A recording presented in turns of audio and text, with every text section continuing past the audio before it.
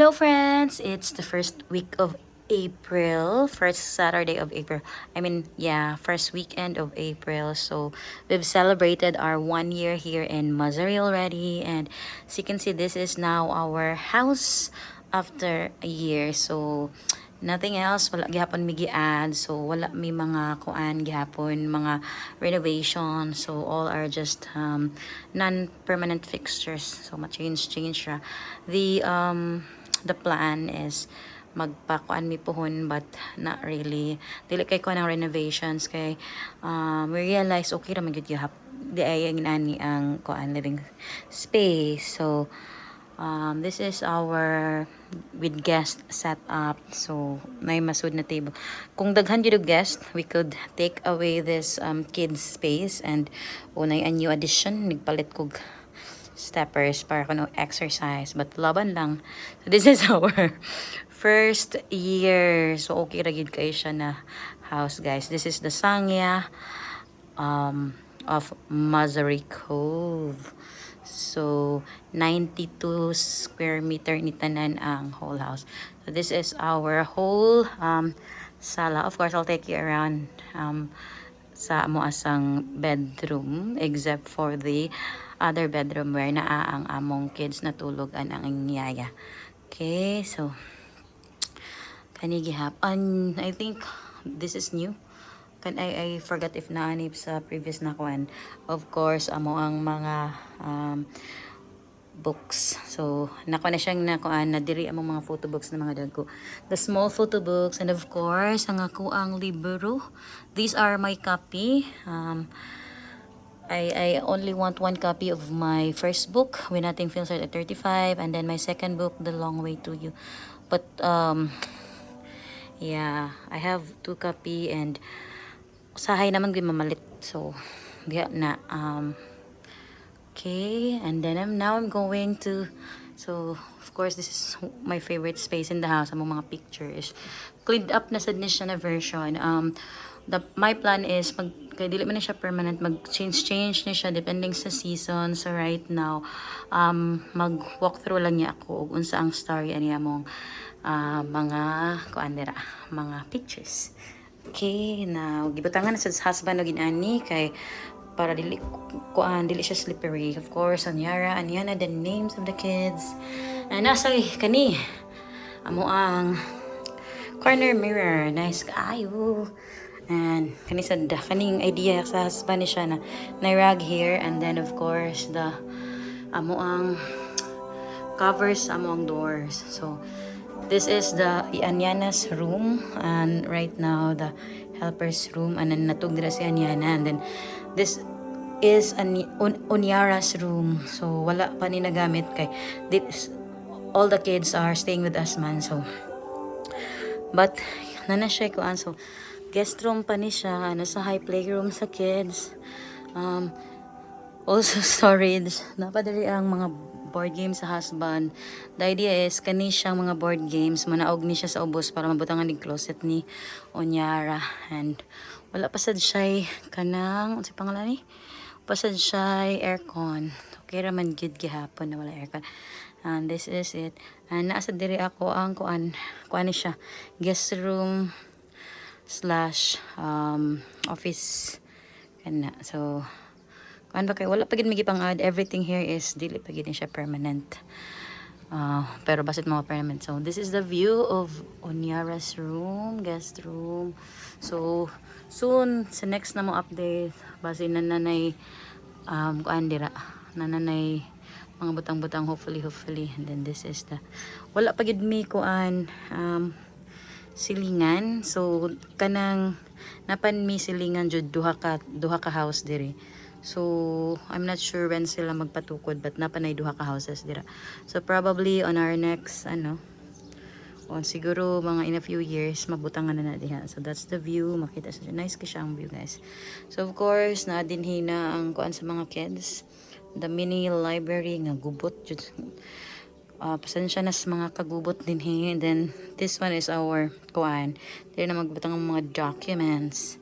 Then so this is Onyara's room, and then this is a third room or a master's bedroom. So as you can see, wala gyud kay changes.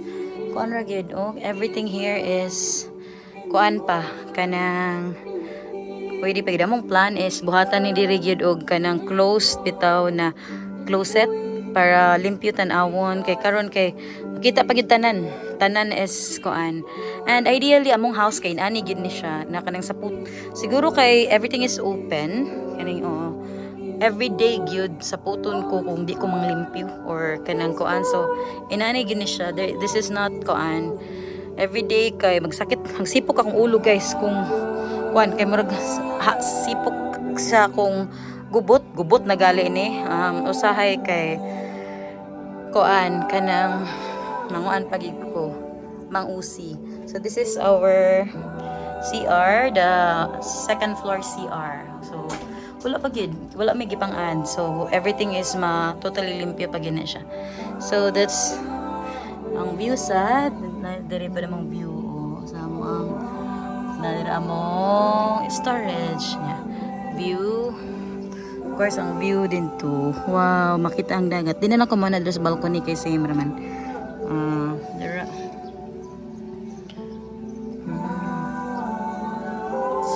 Mauna siya ang updates sa among house. Okay, yun sana Rosa muna ko.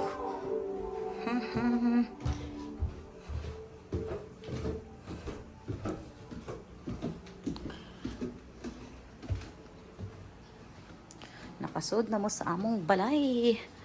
Okay, ana. Kumusta na ito kung iluto na kamuti, no? Kani diri amo ang storage area. Ani sa ni siya.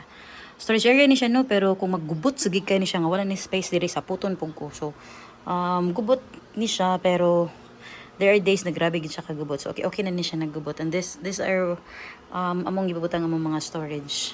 Mga items dai na dili kay gamitan permi. So kana kay daghan pa gyud need i-improve no, pero amatay kwarta pa. Ano lang sa kanang hinahinay lang sa. And gracias sa Ginoo raman pud nga ni survive raman tag 1 year na. Okay ra. So this is our ground floor bathroom. So bago ni na magibutang ang kaning green nya. Pero mi ni basa diri karon na decide na gid ko na dili na mabasa diri dapat. So gamito na ni siya kay ganahan jud kog bathroom na ay ugan na space. And diri ra gid ang pangbasa na space. So very basic gid kaayo amo ang setup na naka-realize ko na uy, mabuhi ra magyud kag basic no, di lang jud daghag arte. So mao ni among back koan.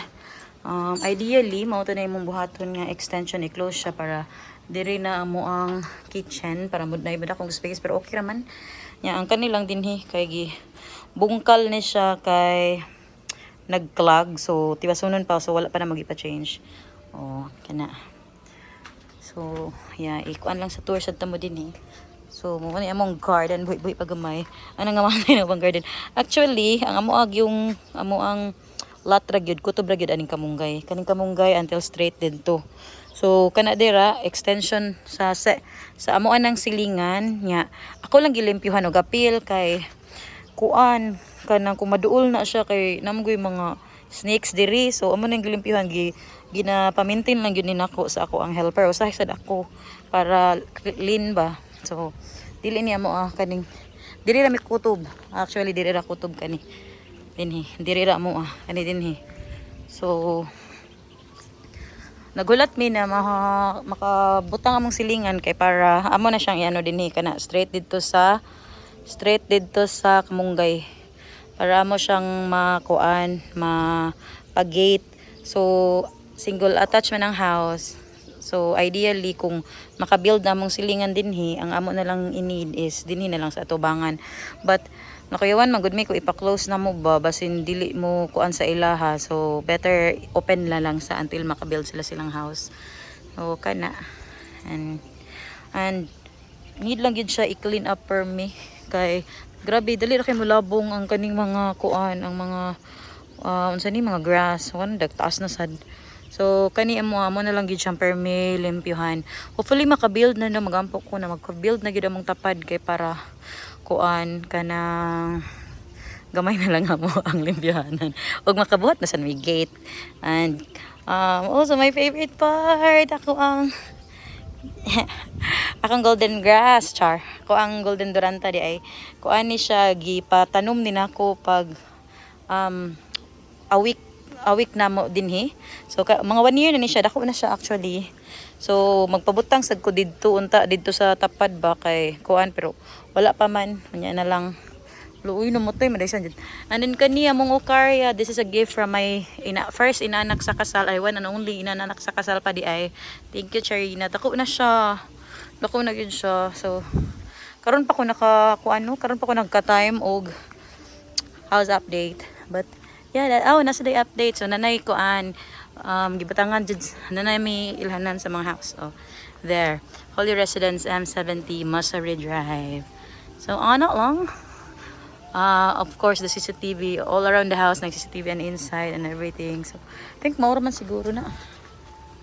Ay, of course, I think wala sa din ako na kuan. We received this from our dedication. Yeah, kuan jud kaayo. Of course, our house is still and will always be Christ is the head of this house, the unseen guest at every meal, the silent listener at every conversation. But as for me and my household, we will serve the Lord. Joshua 24:18. So yeah, welcome home.